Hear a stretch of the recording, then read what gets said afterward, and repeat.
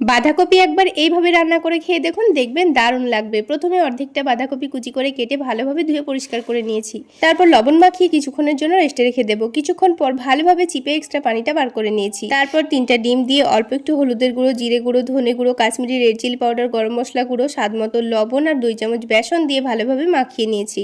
এবার একটা প্লেটের মধ্যে মিশ্রণটা ঢেলে পাতলা করে ছড়িয়ে নিয়ে 10 মিনিট মতো ভাপিয়ে নিতে হবে। 10 মিনিট পর এটাকে তুলে নিয়ে ঠান্ডা হতে দিয়ে এদিকে একটা মশলা রেডি করে নেব। প্রথমে অল্প একটু টমেটো পেস্ট করে নিয়ে ওই ব্লেন্ডারের মধ্যে অল্প একটু গোটা জিরে, গোটা ধনে, আদা, রসুন, পেঁয়াজ অল্প একটু পানি দিয়ে পেস্ট করে নিয়েছি। এবার এটা ঠান্ডা হয়ে গেলে পিস পিস করে কেটে নেব। সবগুলো পিস কাটা হয়ে গেলে প্যানের মধ্যে অল্প একটু তেল দিয়ে সবগুলো পিস একসঙ্গে ভেজে তুলে নিয়েছি। আবার একটু সরিষার তেল দিয়ে অল্প একটু কালো জিরা, শুকনো মরিচ ফোড়নে দিয়ে পেঁয়াজ বাটা দিয়ে ভালোভাবে কষিয়ে নেব।